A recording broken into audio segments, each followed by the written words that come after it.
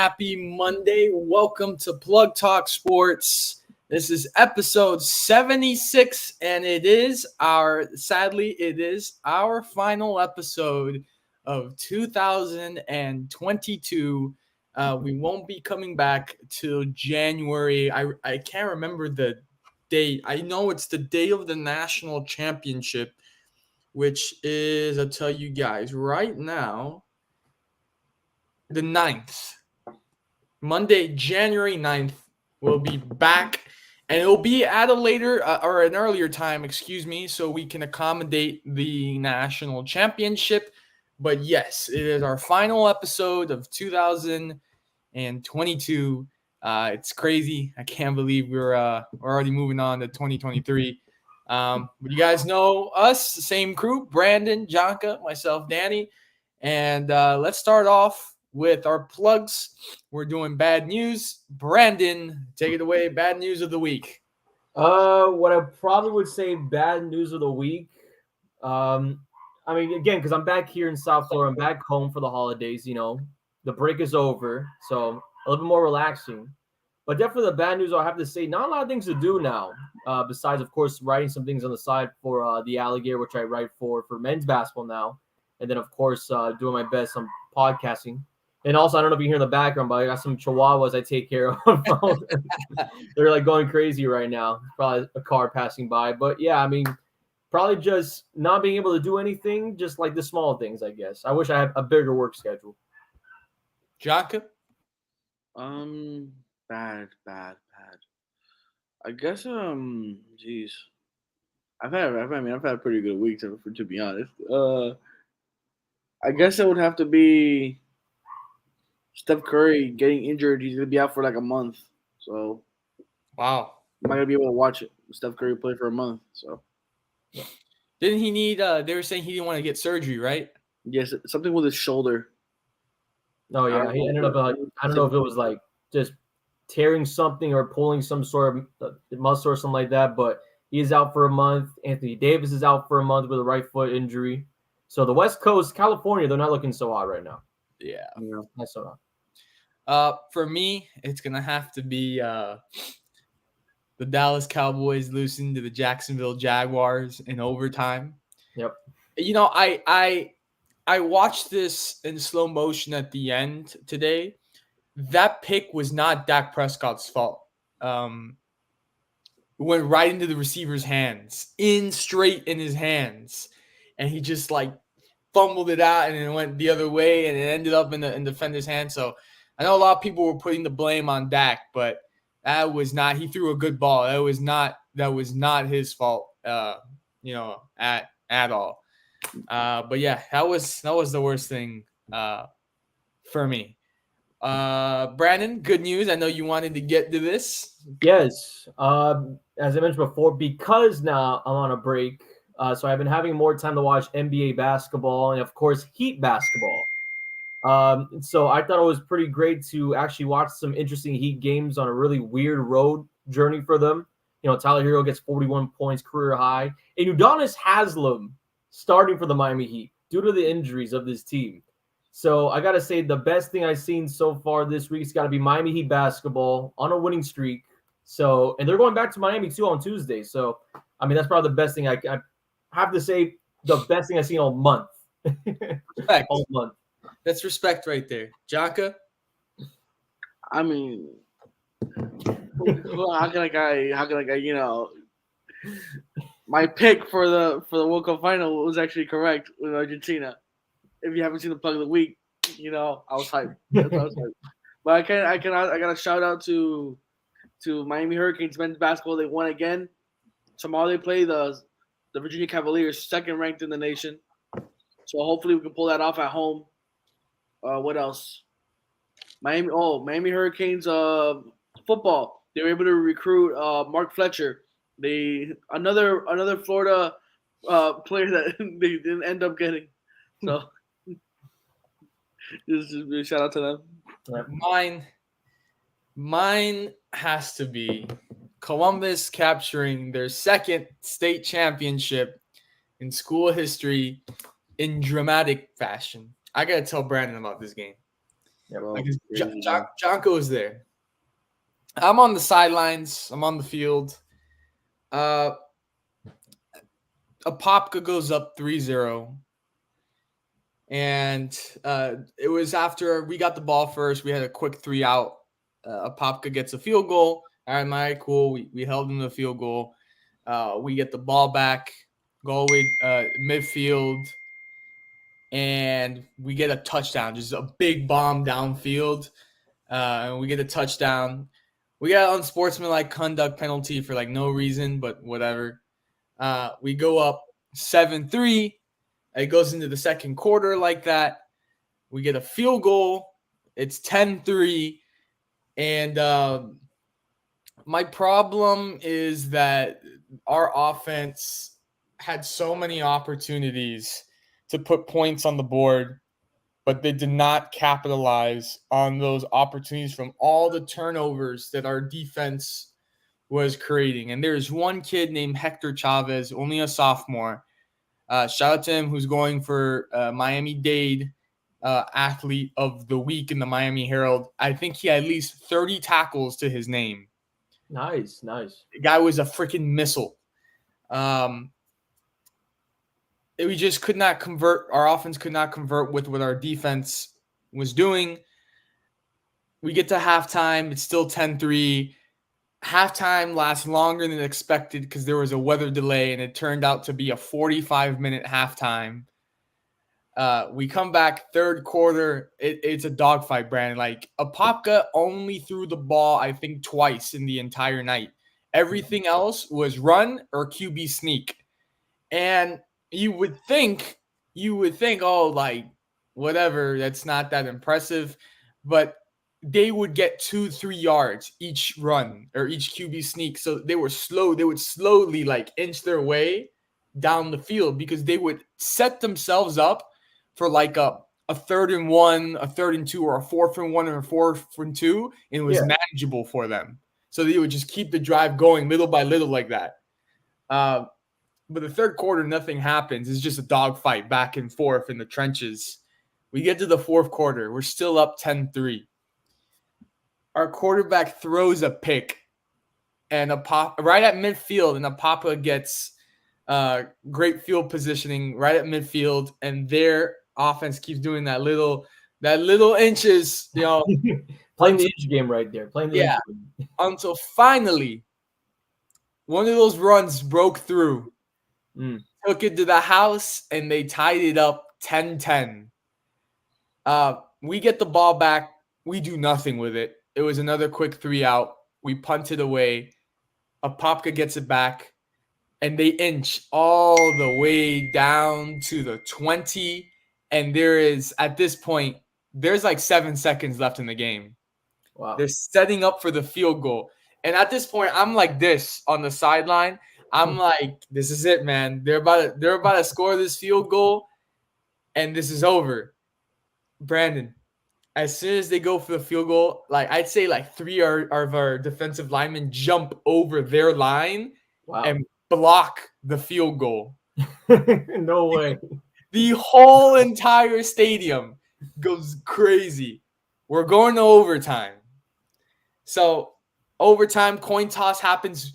We win the toss, but we say we defer. We want them to get the ball first.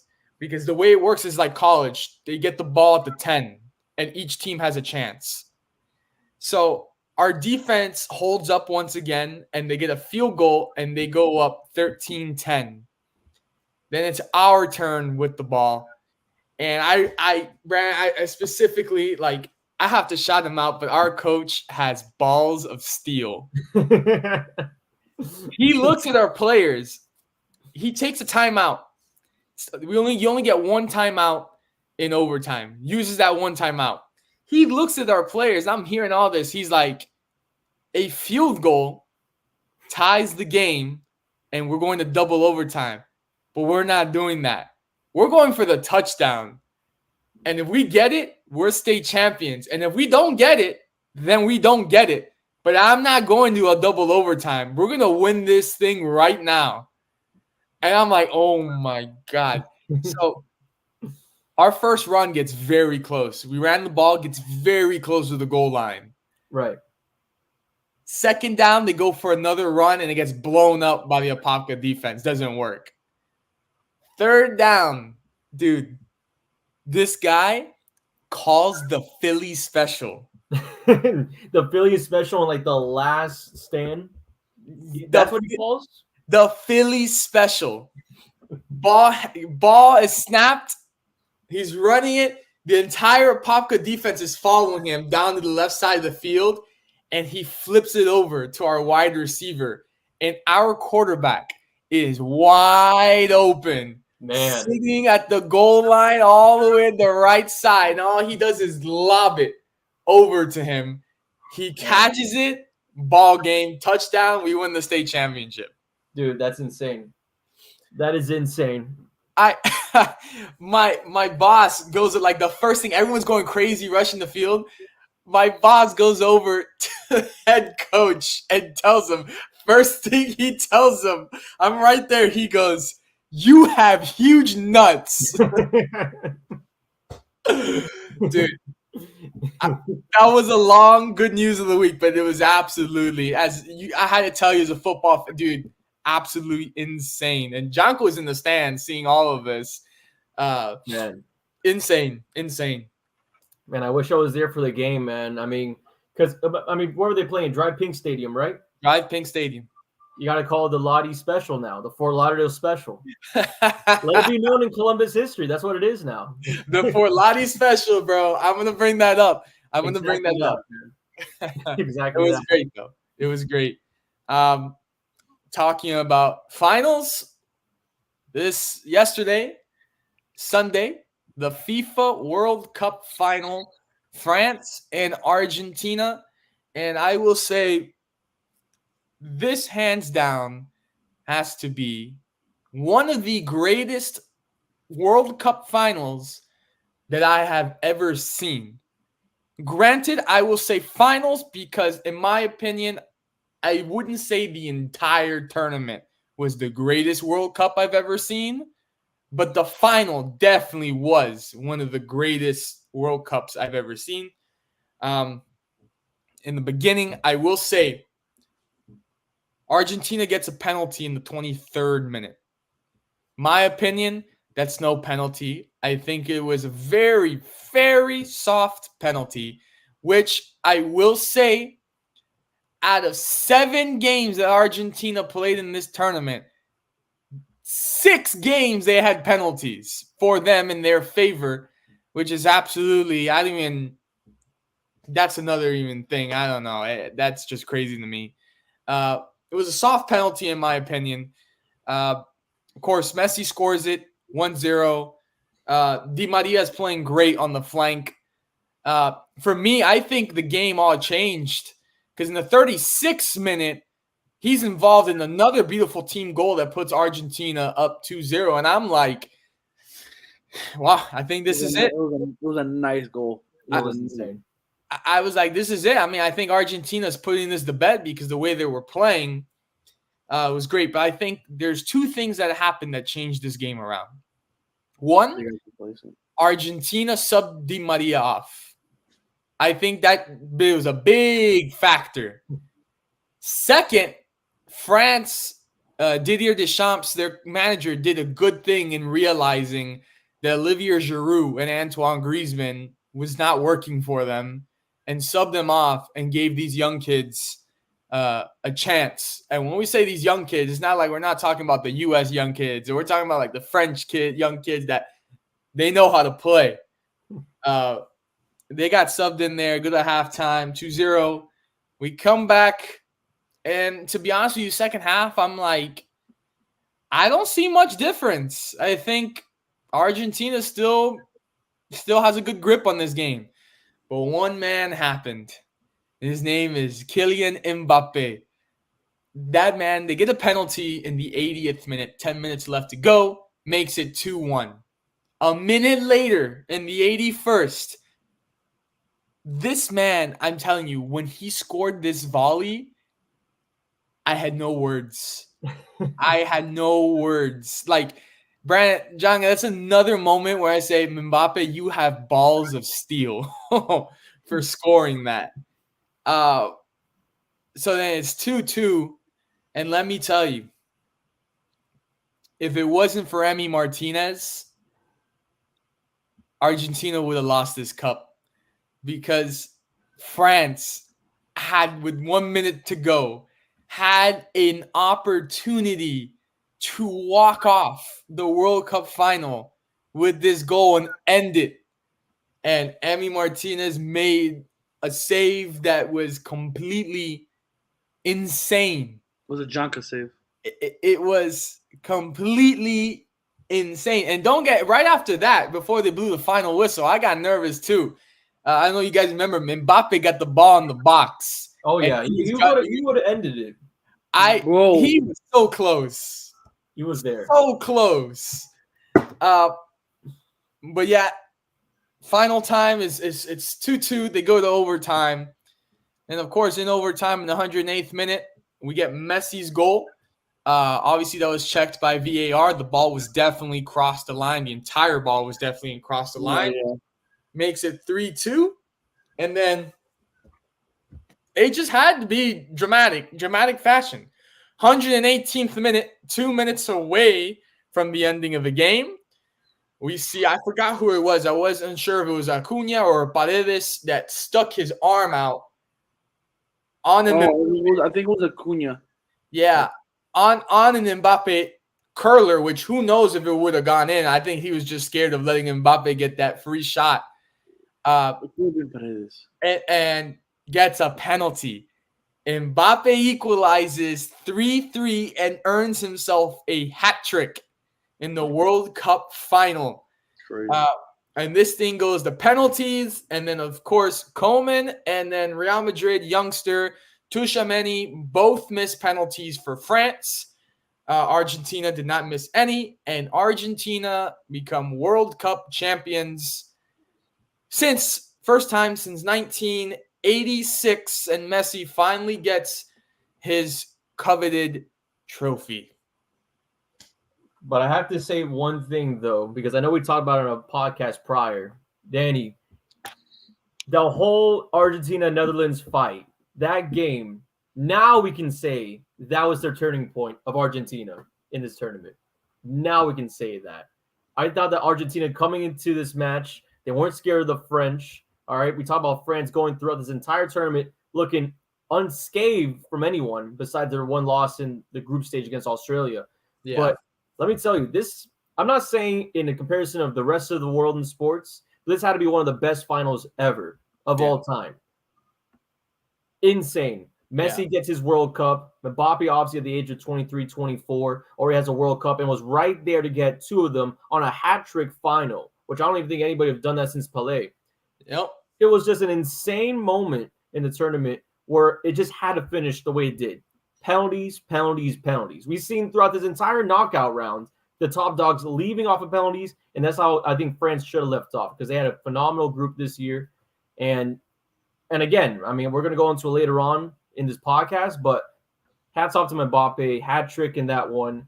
Probably deserved that golden boot. Deserved, I think, in my opinion, player of the entire tournament. Of course, I believe Messi got it, but man, that was an insane final. Insane final.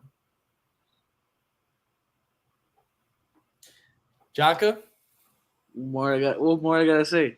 I mean, I had him picked from the beginning, but I had a feeling like from when that very first game against Saudi Arabia when they lost, I just they played bad that game. They played absolutely dog water, and then ever since that game, that loss, I feel like they've progressively gone a little bit better as they went. Because they really haven't really played together that much until that point. And I think one of the biggest things is also like the youth of the squad that Argentina has, right? You don't have Gonzalo Higuain out there. Like Messi was the only player from the returning 2014 squad to be playing in the 2022 final. And that was huge, I think, in my opinion. Because Di Maria deserves everything. I mean, we talk about Messi having this World Cup. Di Maria deserves everything that comes to him from the past 2 years of international soccer for Argentina. because he's been a huge part of that entire squad and the selection or whatever they call it. But I gotta say, I think that the squad itself of Argentina throughout this entire World Cup, as John has said, progressed, got better and better. But it's also the confidence that they play with. That's how football should be played like. It should be played as a cocky. You're going over everyone, high speed, high intensity. And honestly, the way that they played, they wear it on their sleeves, the passion in their heart. I mean, freaking Argentina. I mean, all the videos you see now are like people in the streets, like climbing over everything. They're going to be partying until like maybe February, in my honest opinion. So, I mean, that's exactly how I thought soccer should be played. I felt that the Argentinian players played for Messi. Like, forget about themselves. They just like, we're gonna win this shit for this guy. Like, he's carrying us to the promised land. We gotta do right by him, and they did. They didn't few mistakes, but they played overall. They got better as they went. I have to say, first off, congratulations to Argentina. Second off, I'm not a happy camper because I don't like Argentina. I think that's very well known about me. Also, I mean, they had a lot of help from officiating, which not only Argentina, but I think the officiating in general at this FIFA World Cup was absolutely awful throughout this entire tournament. Well, they had a lot of help from officiating. And then, of course, the poor sportsmanship of why do you have to be, an ass about things. But, I mean, after this game, with France, they're talking crap about some of these French players that why? You won. Just enjoy the trophy. Just enjoy that you won the World Cup. Why? I mean, you have Sergio Aguero there who's on his live stream celebrating. I'm like, dog, you didn't even play 1 minute of this tournament. Why? He's Argentinian though. No, but the best thing, Salt Bay was there celebrating the Argentinian players. And what is he doing on the field? I maybe Aguero makes sense. If without Aguero, we don't get the shot with Messi on his shoulders, being around a fan base, right? But Salt Bay's just out there. He's the only celebrity. He's Turkish. He's not even from the Western Hemisphere. like, what are we doing right now? So someone said someone needs to FIFA needs to explain how this guy was on the field taking pictures with all the players. Like, how and why? Doesn't make sense. He probably had a bunch of his restaurants in the stadium or something. Possibly. Could be. It is Qatar. Everything is bought. So, to our next topic. After seeing this World Cup and the performance in the final, is Kylian Mbappe on pace and on track to be better than Messi, better than Cristiano Ronaldo, equal or better than Pelé? Is he on track to be able to do that? How old is he? 23? Only 22. I believe 22. No. Okay. Man, it's tough because him and Messi are two completely different players. I feel like if he would have grabbed this World Cup and he would have put 2 to his name. Well, yeah, 2 to his name would be. Pelé has 3. And Mbappe would have had 2. I think he was well on his way. No, yeah. I mean, not even that. We talk about, in his young 20s, obviously a face of a franchise already, obviously a face of a nation already has a World Cup. I mean, he's definitely has just the standing room already that he can say that I'm one of the top players right now. So I can't even imagine the next decade where we really see him, competing club level, because obviously internationally, I think he already has the resume for it. The only issue about when you want to say compared to Ronaldo or Messi or any of these huge names, you also got to look at the club level. I mean, Messi's won La Liga. Messi's won, the French league. I forgot the name of that one. I think it was League One. Yeah. Yeah, and Ronaldo, they won everything. in Italy. They won the thing in La Liga, Champions League. I mean, there's still a lot of room for Mbappe to go to, and also still a lot of room for other players out there in the world. We talk about Pedri and España, right? We talk about Holland, even though obviously Norway is not going to get to any type of international trophy anytime soon, I don't think. But Holland, in club level at least, I mean, he can blow it out of the water in the next few years. Balling. Absolutely. So Mbappe, I think where he is right now, he's levitating himself to be the best active player in the planet. But in the sense of club, I want to see what happens.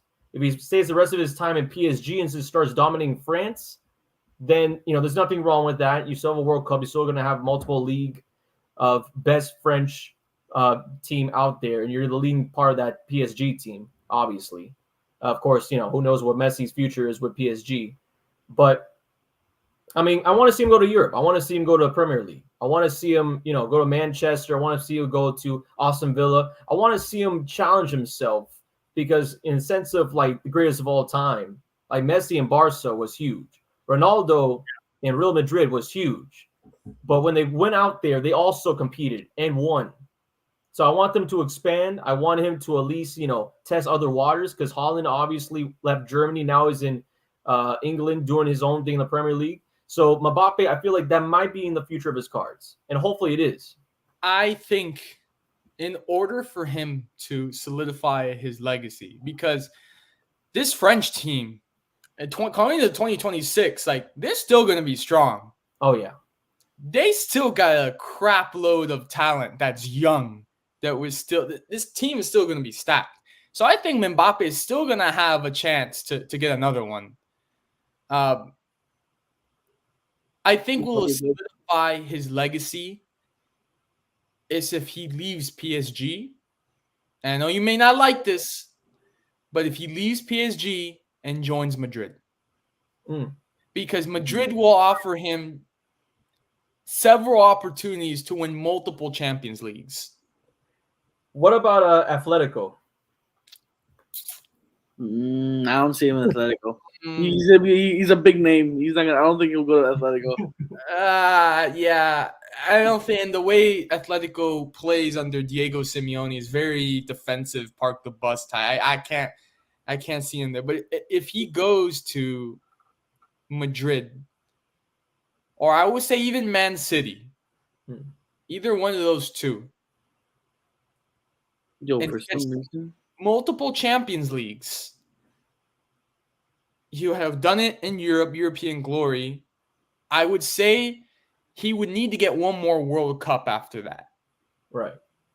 To have all that he's accomplished in his club career and then have 2 World Cups to say that he is the GOAT. That's what I think is got to happen. I mean, I totally do agree. Because, again, just winning the World Cup, I think, that should, X mark the spot. You've done that part. I think now is it from Mbappe. And, again, young as he is, it's just club. It's just club that is the only thing we have to ask ourselves. Yeah. And, of course, Donnarumma for PSG. Let's see him do it somewhere else out there in the world.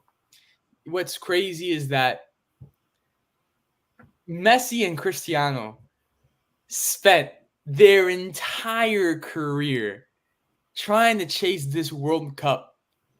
And Mbappe at 18 in his first ever World Cup, first of all, played like a boss at 18 in his first ever World Cup in Russia, right, and then won in his first attempt. Insane. And then at 22 in his second ever attempt, makes it to the final, scored 4 goals. I mean, the hat trick plus the penalty, 4 goals. It's crazy. Jonka? It is gonna be tough because you got Ronaldo and Messi that they've been playing this for like over more than around 2 decades basically. Oh, hundreds of goals. Messi, I think, with almost over 400 assists, which is I'll not even heard of, bro. What do you think is gonna take for him to be the GOAT? Man, I think it if you're gonna pass Ronaldo, you're gonna have to pass Messi. You're gonna have to score more goals than Ronaldo, and at least significantly more goals to offset the assists, because we all know Mbappe is not gonna be an assist guy. Yeah. He's not really a playmaker, so he's gonna have to blow the goal setting record out of the water. I think that's what to offset the assists. As a World Cup, he has one. He can possibly have it in 2026 in USA or in the future. And he's definitely gonna have to do more things in the club level, win some trophies. Yeah. Wherever he ends up going, Champions League for sure. League One if he stays in PSG. Everything else, the Euros, he's gonna have to pull that off, which most likely that could happen. But we have to see this because you know he is a striker, by the way, so he's not really a playmaker. So we gotta see what happens when he plays with a French team that most of their squad is a little bit getting up there in age. So we gotta see. Mbappe's certainly got a lot of time. We can catch him now when the season continues in League One, and of course the Champions League. PSG still in it, so we'll be able to catch Mbappe the rest of the season. But switching gears here, I thought this would be fun. We have to name our top 5 NBA Christmas Day games. I will kick it off with my list. At 5, I have to go 2012, or I believe it was, I can't remember if this was 2013 or 2014, but when the Heat faced the Lakers with those crazy alley-oops between Wade and LeBron at the then called Staples Centers. Now it's now Crypto.com Arena. That has to be 5 for me. At 4, I think Brandon is going to like this one. The 2008 LA Lakers, Boston Celtics, Christmas Day. That rivalry, they faced each other in the finals back to back. They both took one from each other. That rivalry was just absolutely intense, and it was great to watch. And there was always some crazy comebacks in that rivalry. So having them on Christmas Day was great. At 3 for me, it's going to have to be the Golden State Warriors and the Cleveland Cavaliers. Oh, man. When that first year, Golden State had Kevin Durant, and they played in Cleveland. And Kyrie Irving was balling, too, for Cleveland. That was a fantastic game. At 2, I got to go in 1994, Chicago Bulls and New York Knicks. Throughout the 90s, that was a very, very good rivalry. I have to go with them at 2. And at 1, I have the Heat and the Dallas Mavericks from 2011, just because I think the tension that there was behind that game. They're coming out of a lockout. The Heat, because of that lockout, had extra time to think about how they lost the finals to the Mavericks. And they blew Dallas. It was Dallas's ring ceremony and the banner going up, and they blew Dallas out of the water, and you can tell it was personal for them. So for them, I think that I give them number 1. Jonka, Brandon, you guys can go next with your top 5, either one of you guys. Well, I'm not going to lie to you. When I first saw the list that we had for this podcast, when I saw the NBA Christmas, I thought we were talking about this year's games and where we ranked them. But if we're going overall history of the NBA, so I'll have to flip the script for my own. What I would say at number 5, and this is kind of biased, but the Boston Celtics beating out Brooklyn in Brooklyn in a really close game. Paul Pierce basically throwing the ball in the air. And that was, I believe, in 2013, 2012, around that time period before the trade happened of him and KG. Yeah.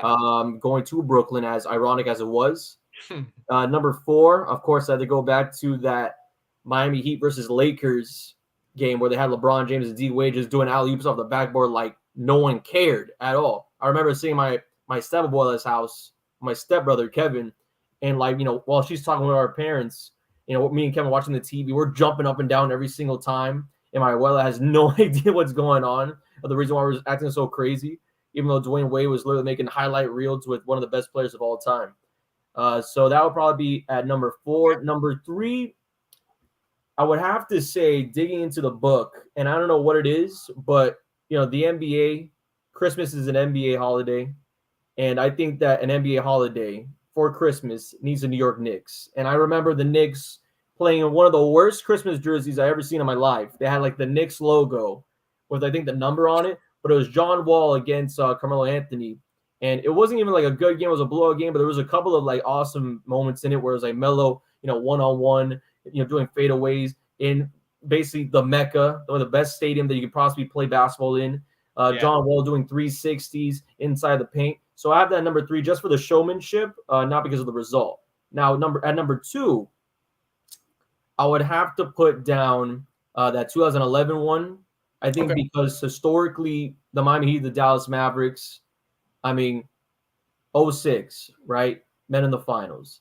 2011, the Heat are right now, with LeBron, they're going out their way to become this super team that the world has no idea what to expect from them. And then Dallas goes against them in one of the best matchups on Christmas Day. So that obviously is going to be put down number 2 because it's also kind of foreshadowing the future. And then for number 1, and I know you said it before, but I have to say it here again. The Christmas game, Golden State Warriors against LeBron James and the Cleveland Cavaliers in Cleveland. We saw a Richard Jefferson poster. We saw Game 6, Klay Thompson playing a little bit early in the middle of the season. We saw a Kyrie Irving buzzer beater just about right there on the right side of the key doing a fadeaway there, falling down to win. I think it was like, 110 to 109, something like that.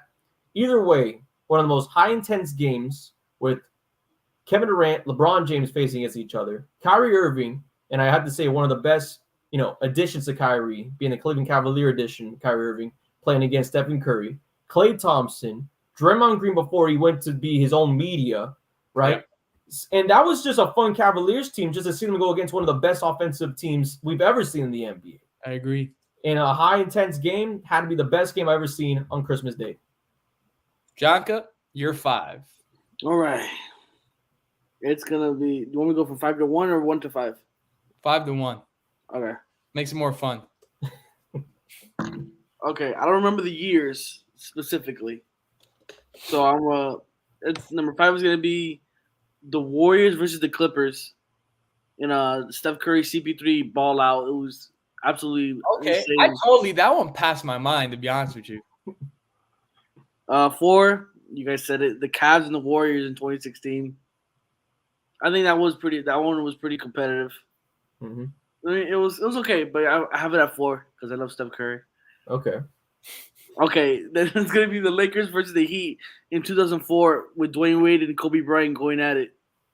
Yeah, that was a good one. With Shaq, too. So then it's going to be the Bulls and the Lakers with Derrick Rose hitting the floater. Oh, man, I totally forgot about that one, too. And then you guys already said it, but Miami versus the Lakers is with LeBron and Dwayne Wade with the alley-oops and everything. That is by far my favorite. One of my favorite dunks is just like, bro, oh my God. It's too good. I felt like a little schoolgirl when they were playing. Okay, that's a pretty solid list. You had some differences there. Man, there were some games that you said I didn't even think about. I didn't even remember. Now you brought that up. Like the Chicago one was really good with D Rose. Man, that was a really good Christmas Day game. Of course, this upcoming Sunday is Christmas Day, and it'll be double time this year. We'll have NBA Christmas basketball and NFL Christmas Day football with, of course. Oh, come on. Your Dolphins are playing on Christmas Day. Oh, I'm sorry. The Christmas Day games are NBA games. No one goes to see the NFL on Christmas. The NFL is a Thanksgiving. That's specifically Thanksgiving NFL, and then you have Christmas Day NBA. It should always be like that. You should never compete. You should never compete with the NBA. Because if I have to choose between watching the Knicks going against the 76ers compared to the Dolphins and the Green Bay Packers, I'm watching James Harden in Madison Square Garden. That's what I'm choosing. And That's what I'm saying. would you say that Christmas Day NFL games are cursed? I'm hoping not, because that means the Dolphins might lose at home. But To the Packers, hopefully they look again. I know Green Bay is playing right now against the Rams. They have a short week. Well, actually, scratch that. The rest of the NFL has a short week. Yeah. But Green Bay doesn't technically. Either way, it'll be a weird atmosphere. I think it'll be weird for Aaron Rodgers to be on Christmas Day in Miami because again, it's getting cold here. But I mean, it's not Green Bay weather, so. Yeah. Definitely, I think Miami should get the win in that one. I don't think, hopefully, that the game's not cursed, but I won't be watching a single Tua throw that day. I guarantee that. Speaking of football, Brandon, I want you to give us a nice little segment here and explain to us what happened between Florida and Oregon State. Well, for that one, honestly, I barely watched that game myself. I mean, the Florida Gators coming into this win, they're 6-6. Obviously, I predicted them to be 9-3 to end up the year because from what I saw talent-wise, I thought it was all there. But the competition, the SEC, and their schedule, I mean, it's rough. It's really rough. So the Gators end up going against number 17 nationally ranked Oregon State Beavers. The Beavers, obviously being ranked, are going to be obviously favorite in Vegas while playing in Vegas. So they played at Allegiant Stadium over there where the Raiders play, basically the Death Star of football. Yeah. They ended up having a lot of guys short of this one, of course, either be that transfer portal or that being the NFL draft and graduates. For example, Anthony Richardson decided to take a year early and go into the NFL draft. So he decided not to play in this game. And then, of course, we had the whole thing with Kitna where he got arrested with child pornography. So that leaves Jake Miller. My apologies, Jack Miller, whatever it is, it was Miller time. All right, this guy was an Ohio State transfer. He comes for the Gators his first year playing for us, and he hadn't got a single lick of time on the field during the regular season, even though he grew up a Gator fan. And this was his time to really represent the Gators in orange and blue. Obviously, he did pretty bad. No touchdowns in this game for Florida. Obviously, with the lack of touchdowns, you mean the lack of first downs. The Beavers obviously were a huge team in this one going in, and they were a huge team coming out with a 30-3 victory. However, the Florida Gators were able to get a Mahalik field goal at the end, which means that the Florida Gators still lead all programs in Division I football with the most games without getting shut out. 400 and something. I forgot the number of what it was. But that was kind of the day in Vegas. Not a lot of good running back room for Trevor Etienne, who has been phenomenal throughout this entire season because the Beavers have one of the best defensive schemes out there and their D-line to stop the run. It wasn't a great day for Miller. It wasn't a great day for the Gator defense, which lost a lot of guys such as Trey Dean and others to, as I mentioned before, going to the NFL draft for graduating. So it was a Gator team that was working with the third strings in a bowl game. Unfortunate, but then again, I mean, that's what college football is now. You don't got a lot of guys staying for that last bowl game at the end of the year because they don't want to get risk of either getting injured or either just in general. I mean, you're right there getting a paycheck for the NFL, or you might want to transfer somewhere. So it's a lot of things. You have to respect the players for it, but Florida definitely could not handle it, and that's the reason why they lost 30-3. It was very frustrating because I feel like last year as well, the Gators were in a bowl game where they were playing with third stringers, and it's upsetting because you make it to a bowl game. Like, yeah, I know it's not the college football playoff or the national championship, but come on, man, it's a bowl game. Yeah, finish the season, finish the year for your school, and then you can just go do whatever the hell you want. No, yeah, I mean, at least what I would say, and again, I do respect the players for at least thinking about their future, and then of course, it's their decision to play or not play.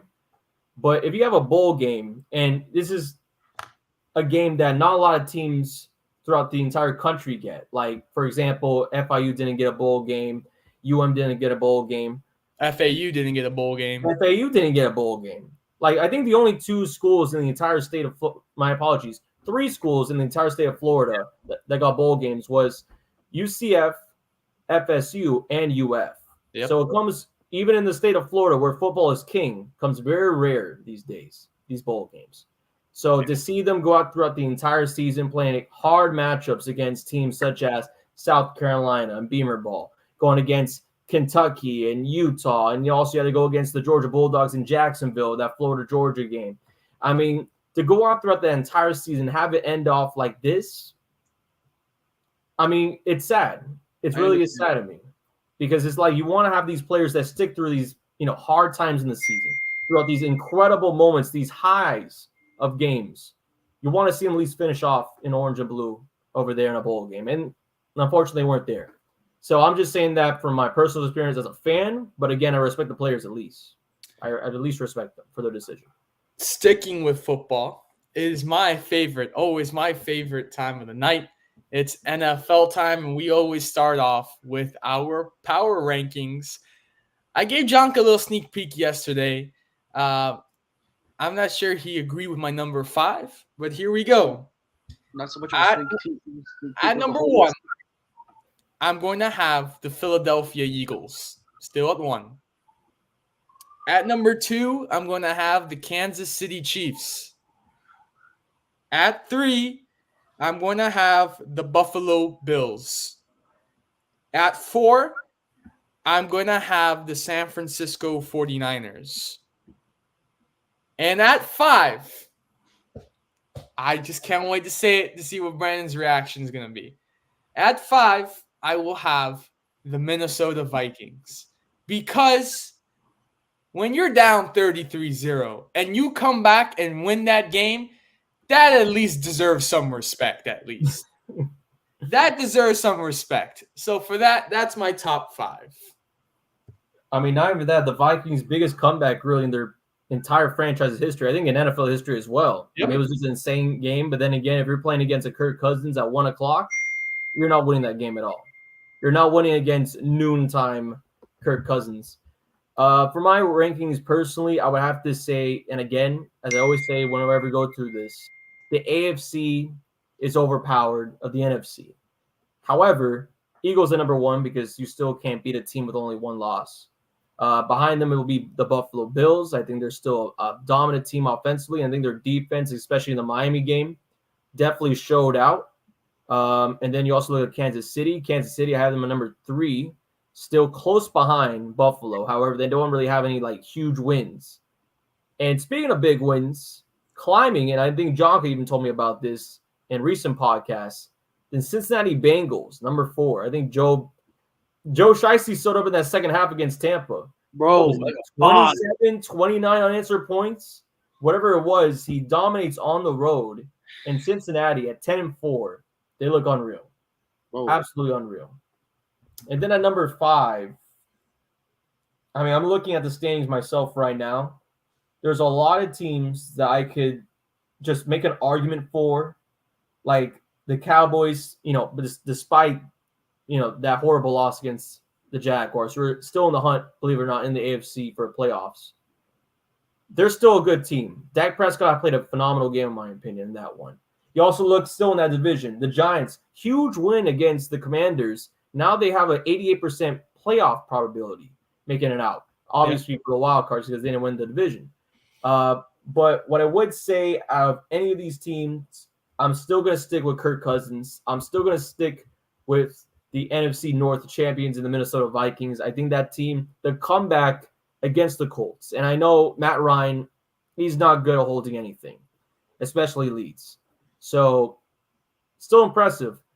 30 points down, 33 points up. And they end up winning that game in a close one against Indianapolis.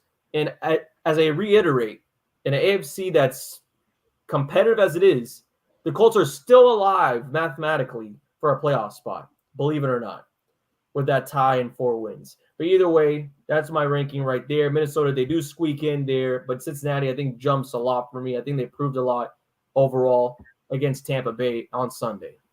Respect. Jonka, you're 5. I'm going to have to say Eagles 1, Bills 2, Chiefs at 3.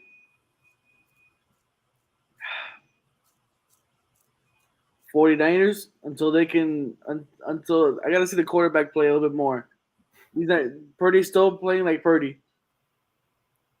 And then 5, I gotta give it to the Bengals, bro. Joey B is playing like a B right now, bro.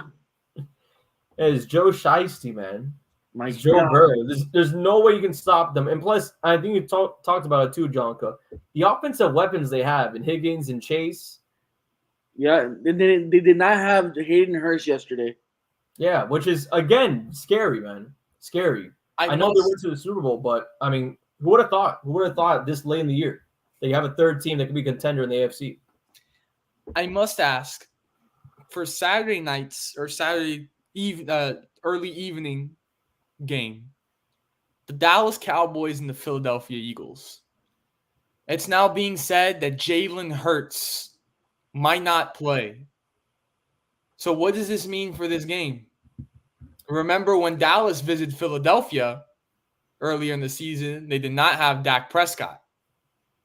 So what does this mean for this game?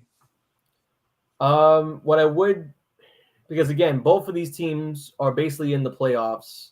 Obviously, Philadelphia gonna win the division. Mm-hmm. What I would say, if I'm a fan going to watch this game against one of the two top teams in the NFC, I would want to watch a Cowboys offense against Philadelphia defense. Yeah, that's what I would tell and promote on big TV time. I want to see Dak Prescott going against this Philadelphia team without any issue of, well, we have to win to make the playoffs, or we have to. No, this will be a warm up for the postseason. Because this will be a matchup I feel like we might see sooner than later in the playoffs. Second round. So what I would say, definitely look for Dak Prescott against the Philadelphia defense. And I think it'll still be a primetime game. Very close, even without Jalen Hurts, just because that team is not just revolving around him, but he does put a huge part of them. Jonka? If I'm the Eagles, and if Jalen Hurts cannot play, if he says he cannot play,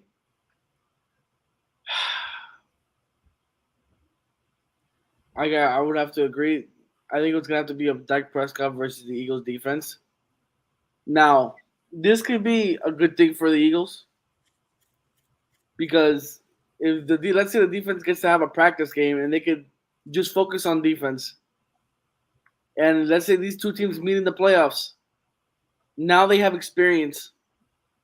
For the third time, if they play in the playoffs, there would be a third matchup of the season against them, and they'd be familiar with this offense. So this is not good news for you, Daniel. I'm just letting you know. Hey, when you study and you study well, you most likely pass the test. Hey. There's two sides to that, baby. You can study us all day long. We'll study them all day long, too. It goes both ways. It's just who shows up to the football game more prepared and who's ready to make plays. That's what it's all about. Just saying. I don't have – with Jalen Hurts, I don't like it. I want Jalen Hurts to play. Because if the Cowboys are going to beat the Eagles, I want them to beat them with Jalen Hurts on the field. And then, of course, Eagles fans are going to cry, like, oh, you beat us without Jalen Hurts. I'm like, all right, you beat us without Dak Prescott. But you know what? If you want full health Jalen Hurts, all right, we'll take him in the playoffs. But it'll be nice to have him. It'll be nice to have him on the field. But, of course, with these divisional, rival games, like, this is why I don't have opinion. You never know what's going to happen, man. It's always a dogfight. You never know what's going to happen, but I think it'll be a great game, and I think it'll be a fantastic primetime game for us to watch. Yeah. Dolphins, Packers. Go ahead, Brandon. Well, I was going to say, because, again, huge game over there in the NFC, but in the AFC, I think we're missing out on the biggest primetime game of them all this week. We're missing about Thursday night game, December 22nd. The Jacksonville Jaguars, and again, as I mentioned before, still alive in the hunt, and the New York Jets. Zach Wilson, New York Jets, comes in a week when nobody wanted to start, really, in my opinion. I think everyone wanted to see Mike White back there in green. But they end up losing against the Lions. The Jets right now 7-7, still trying to edge themselves to the wild card spot at number 7. That one right there, if the Jets lose that game in New York, they will not make the postseason. That's a guarantee. Won't make the postseason. That, to me personally, I think that's the biggest game out there. I got Jacksonville in that one. If you want to take the over in that game, I suggest you take the over in that game. But I just want to get that off my chest because I looked at the schedule for next week, as weird as it is, where all the games are on Saturdays. For the usual Thursday game, we're on prime time on Amazon. Yeah. Usually bad games, but I think that'll be the best Thursday game this year. Not going to lie to you. I think Jacksonville's starting to heat up. Yeah. I really think they're starting to heat up at the right time. And I'm not going to lie to you, man. I saw that game against the Cowboys, and Trevor Lawrence looked good. I mean, he had a little small mistakes, you see from a young quarterback, but he looked good. Travis Etienne looked good. I think they're starting to heat up at the right time, man. I'm not saying like, Super Bowl like heating, no, but like they're heating up at the right time. So I don't agree with you. That's going to be a very tough game. I think from both teams are going to play a very tough game because of the stakes on the line. Oh yeah. Dolphins and Packers on Christmas. Yes. Now we go to the main show, the game I won't be watching, but I pray that we win. Basically, this game, the last 3 games of the year for Miami, 2 of them will be at home, and this is one of the games, on as weird of an occasion as it is. The Green Bay Packers most likely not making the postseason this year. They're too late to win the division, obviously. Yeah. And Miami still ahead in the playoff push so far with a 69% chance to make the postseason this year. And if they win this game, it basically boosts up to 80+% from what my math tells me. What I want to see in this game is what I want to see in the Buffalo Bills game. However, the issue that I had in the Bills game, the Dolphins in the first 3 drives of the games scored in field goals. Didn't find the end zone, didn't capitalize on the big moments in the red zone. And that's what I think needs to happen, and at least find a solution on Christmas Day against Green Bay. When you go down the field, when you're marching down, running it with Mostert down the throats of a defense, you have to figure out how to get to the red zone and finish, get a touchdown. I don't feel like Tua has been able to do that in the past 2 weeks. Obviously, was not really being successful against my apologies, almost said San Diego, but the Los Angeles Chargers.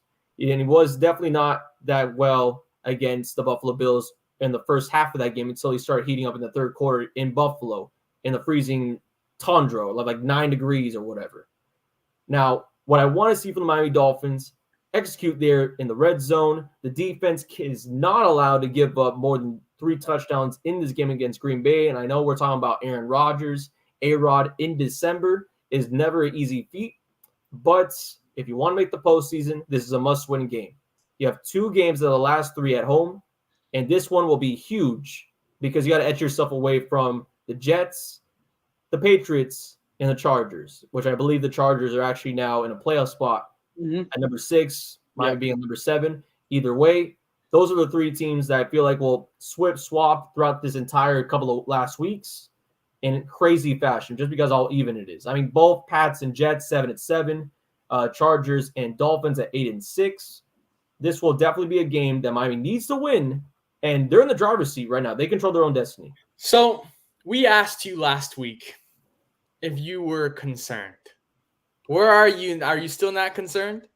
I mean, again, I'm not too concerned because I feel like Miami is still in that driver's seat. I don't think, and especially the way that the results that we had from Sunday, and I'm really sorry, Jonka, but like the way that Pats game ended, I'm not. I agree. I'm not too concerned. I mean, the Jets lose a close game, the Pats lose a close game, but either way, it helps out the Dolphins when they lose a week.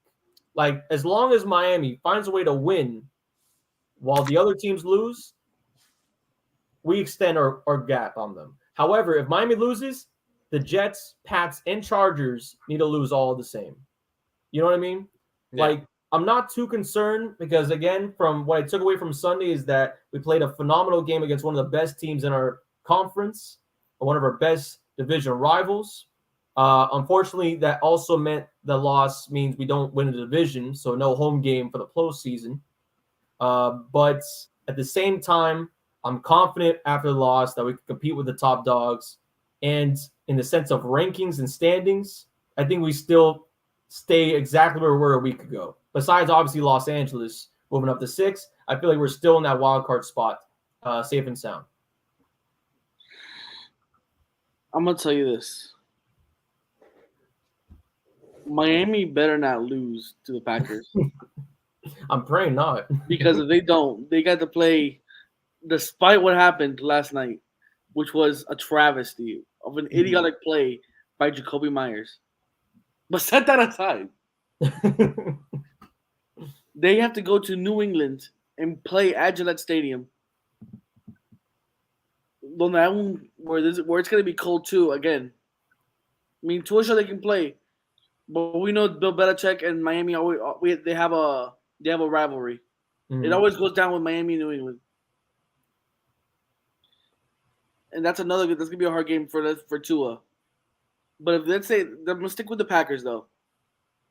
If the Jets win next week and the Dolphins lose, the Jets take over their spot in second place. I think New England loses next week, and so it would be Buffalo, Jets, Miami, New England. Right. I think that would knock you out, right? That would knock you out of the. I mean, yeah, just about, because in retrospect, same records. However, the Jets did get that win at MetLife early in the year. But the best part about the schedule and the way it plays out, the last game in Miami and of the Dolphins season is against the Jets. So that to me, that way. Yeah, it sucks. But as I mentioned before, the last 3 games, 2 are at home. Miami has to finish at home. Miami just has to finish 2-1. You'd say. Yeah, that's like a guaranteed playoff. They cannot lose. They cannot go 1-2. Yeah. If the Jets win out, and Miami loses 2, it's over. They're out. Would you say? No, of course. If the Jets win all their games, shoot. If the Raiders win all their games and the Dolphins start losing games with everyone else, the Raiders can make it. I mean, I'm telling you, even though there's 3 weeks left, the AFC is wide open for the wild card. Yeah, I agree. So, I mean, and again, the only teams that are right now in it that are leading the way will probably be Baltimore, obviously, right now at 9-4, 9-5 or whatever it is. But the Dolphins, if they just win the games that they need to win, that they should win, because they're expected to win at home against Green Bay. And then, of course, the last game of the year, they're also expected as well against the Jets. If they do the expected victory lap that they're supposed to have in these last 3 weeks, they should make the playoffs. They're in the driver's seat of their own future. So that's the only thing I can say.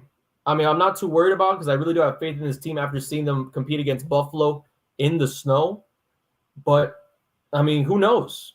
I mean, the Jets, who would have thought the Jets would have been in the postseason talk this late in the year? You know what I mean? I mean, it's a crazy year, but it's also best for the NFL because it means more time on TV for Miami. If New England didn't lose last night, they would be in the 7th spot. Miami would be out. Well, yeah, because Miami would be in 7. Miami would be in, I guess, a wild card spot. It would be specifically because, again, the Dolphins are right now. They're 8-6. 8-6. Now that would have put the Pats, I believe, at the same record. However, Miami won against the Pats earlier. Yeah. So the tiebreaker. Still, I mean, it just tells you how close it is. Yeah, bro. Ten cuidado, I said it. Yo, Tua better not choke, bro. Fire, man. Oh, chill. Playing with fire. What would you say if Miami doesn't make the playoffs right now? What would you say if Miami doesn't make the playoffs? Well, what do you do? I mean, better luck next year. It's nothing new. No, but as an organization, you look at yourself like after the year you guys have had. Oh, as an organization, I mean, honestly, for me personally, from the way that the Dolphins start off this year as one of the only undefeated teams, and then of course having the whole deal with Tua, and if I had to say anything about this season, if it wasn't for the whole Tua concussion weeks that we had, where we had the blowout loss against New York and the loss, of course, that we had against the Vikings at home and all that, we probably would have been in a spot where we have 10 wins by now. So what I would say as a franchise, I mean, first year Mike McDaniels, Tua ends up having a great year, despite, of course, a few games and, of course, the concussions that happen on the way. As a franchise, I wouldn't scrap anything. I would keep this same roster and pray that Tyreek Hill and Jalen Waddle can keep themselves together. But I would look for a new tight end. Now, I don't know if it's just because of targets. I don't know if it's just because of Gesicki not really being a receiver in McDaniel's offense. But I would definitely look for another offensive piece, and I think they might just do it through a tight end. Whoever that may be, NFL draft, free agency, make a trade if you want to. But I like the wide receiver room. I like the running backs that we have right now. And McDaniel's offense for Joseph Mostert, it looks phenomenal with them. The only issue I have is really a tight end, just because he's not getting targets. And Smythe is getting more yards a week, at least on fantasy. But can you really put that on Gesicki or Smythe for not getting targets? Like they can catch the ball. We know Gesicki can catch the fucking ball. No, yeah. I mean, don't get me wrong. He got moments. He has moments. But I feel like the Dolphins, and especially the way that they're playing right now, they can go out to get a top tight end if they wanted to. Not saying Gesicki's not a Pro Bowl guy or whatever. He has the potential to be still. But as crazy as it may sound, I don't know what might happen later on in the future for tight ends such as like Zach Ertz, right, who got injured for the Arizona Cardinals for the season. Who knows what his future holds in Arizona, who are struggling with Clifford. Like, who knows what happens with San Fran if they continue this and George Kittle wants to move around. Who knows what happens with, guys that are outside of the NFL that are coming into the NFL from college. I mean, freaking Bowers from Georgia, right? I mean, the two tight ends from Georgia, Bowers as well as Washington, if Miami can figure that out, it's over. If Miami can figure that out, that means they have a Gronkowski-type tight end on their offense with Tyreek Hill, Jalen Waddle, and Sherfield, who honestly, he's been one of my favorite wide receivers so far this year for Miami. But if Miami can figure that out to get an elite tight end, a receiving tight end, I think that'll be the cherry on top for next year. I think this roster is great. Defensively, I mean, Byron Jones' injury obviously has sidelined him. And Javon Holland, he's out. We don't know. We haven't heard it from him yet. Yeah, that can really hurt the Dolphins this week. Yeah, that as well. So defensively, we've obviously had some injuries, so I can't look at the defense and say maybe we make some tweaks here and there. I mean, we have a young D-line that's been improving every single step of the way. Like Phillips has looked amazing. Wilkins obviously, is still developing. And honestly, I think he steps up in a lot of big games. But Xavier Howard, and again, Lovex, one of the best corners out there. I think Miami, he's been a Pro Bowl 2 times. But he's been getting killed on these routes on primetime TV. Yeah. Like against Allen, against Williams in Los Angeles. And then also from what I've seen on TV on Saturday, against Diggs and Gabe Davis. Like, again, one of the top wide receivers in the NFL. But Xavier Howard had a streak of getting 7 interceptions through 1 year, through 7 games. Like, what happened to him? I know players digress over some time in the NFL, but Xavier Howard needs to step up, and Miami really wants to push themselves with the injuries. So, yeah. Well, we're going to end the show on that note with NFL football. We'll see what happens this weekend. But for everybody, we wish you a Merry Christmas, time with family. We wish you a Happy New Year. And we'll see you guys on January 9th. We'll miss all of you during this break, but we need a rest and enjoy time with our family. So we'll see you guys in 2023. Enjoy Christmas and New Year's, like I said.